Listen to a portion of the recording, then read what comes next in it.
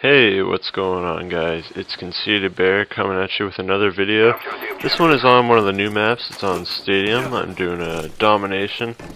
In this game, not per usual, I'm playing by myself instead of with a team. So I am able to pick up that first blood, and this is a new map, so everybody I think is still kind of learning. People are almost there. They've been out for just over a week now, I think. Anyways, my class setup is I'm using the Galil with dual mags. I'm obviously running Hardline Pro with Sleight of Hand Pro and also Ninja. I believe it's Pro at this point. I'm not sure. I know I get Ninja Pro at some point during this Prestige.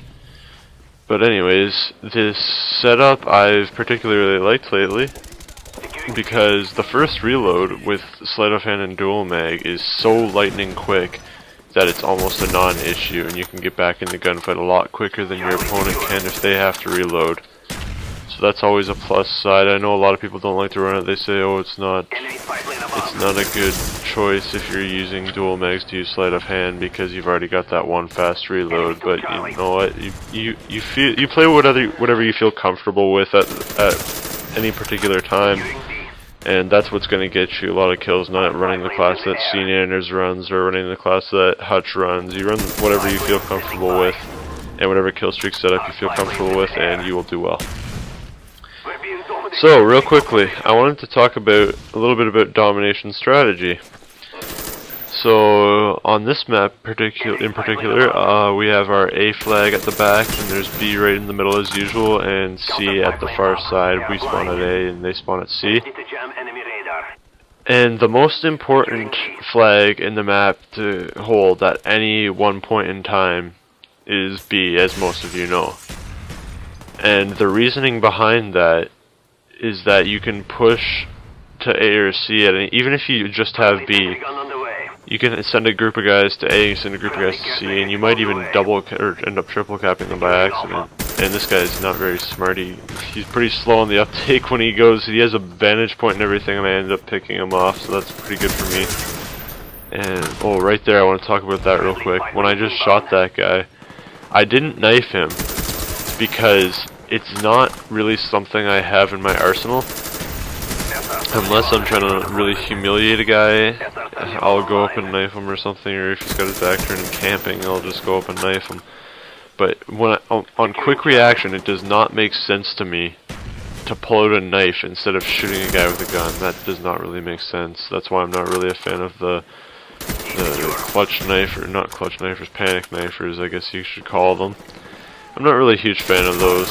But the importance of B, if you have A and B or C and B, you can push up to the enemy's spawn, which will be at the other flag. That's simple enough to understand. But if you have A and C, then it's a lot more difficult to hold both of those because they're so far apart, and the enemy spawn will be a little bit erratic. So A and B or C and B, a lot of people have preferences on certain maps, whether they're going to hold A and B or C and B. For example, on Summit, my team always prefers to hold C and B because then you can get a high ground advantage on the people from A. It's a lot easier to spawn trap them. And when they're spawn trapped, they obviously can't be capping your bases, so that leads to easy wins. When you're playing by yourself, I see that they're picking up the C flag, so I'm going to go ahead and pick up the A flag. And when you're playing by yourself, if you've got good teammates, then you kind of get lucky. Like, I get a little bit lucky in this game because there are people running Blackbirds, and that's always a good thing. Other people running Blackbirds other than me. So that's a little bit lucky.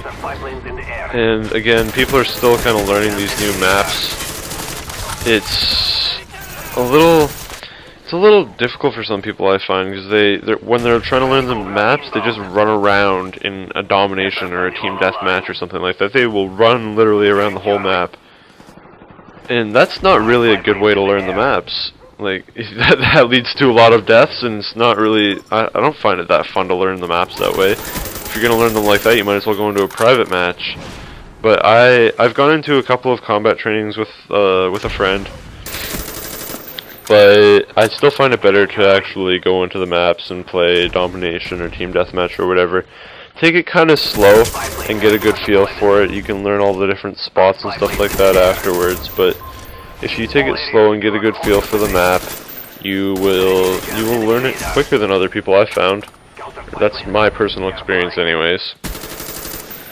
The kill streak setup.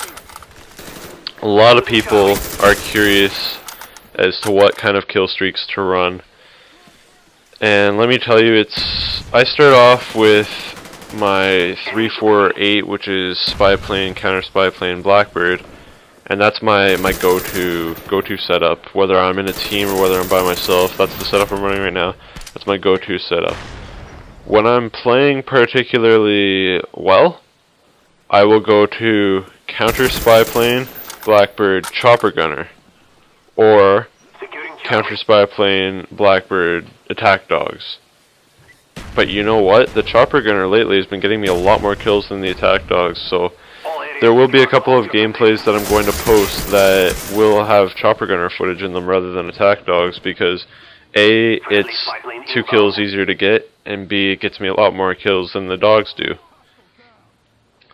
So the most satisfying kill streak for me to get is definitely a Blackbird, because I am someone who absolutely hates Ghost, and when you get a kill streak that completely gets rid of their first perk slot, that's their first perk slot that tries to keep them stealth, that's so satisfying for me.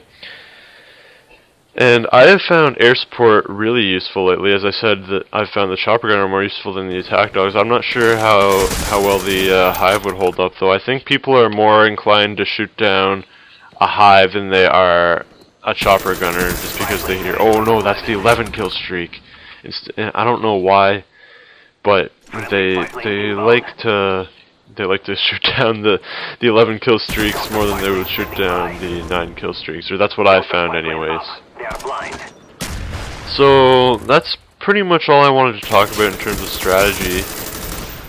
Real quick, I wanted to tell you kind of a funny story before this gameplay ends. So me and a few friends have gone to this Chinese buffet for a couple of years now. It's really close to my house, so we go there quite a bit, and it's just a buffet. Like, you can't order anything, it's just a buffet. You order drinks or whatever. There's no alcohol, I believe.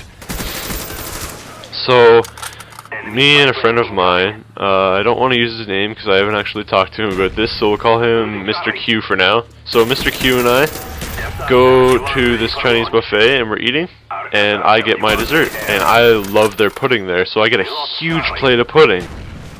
And this one waitress, she's not even Chinese, first of all, she's new there, and she's calling us Hun the whole time. First of all, that's kind of weird. She's not even as old as us, I don't think, and it's kind of weird when someone like that calls you Hun. He's like, okay, thanks, girlfriend. That's the only kind of person I can picture saying something like that.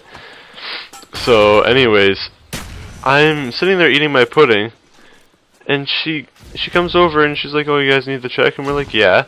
And she says, you like their pudding? I said, yeah. And she kind of giggles at me and was like, bitch, let me eat my fucking pudding. Come on, I want to sit here in peace and eat my pudding. Right at the end there, anyways, right at the end there, I only lived because that was a Semtex, and of course they have a lower lethal blast radius. Real quick, I wanted to tell you guys, I'm going to be doing a dual commer 2 with Falcon Punch. We have our gameplay set up, we just need to do the commentary.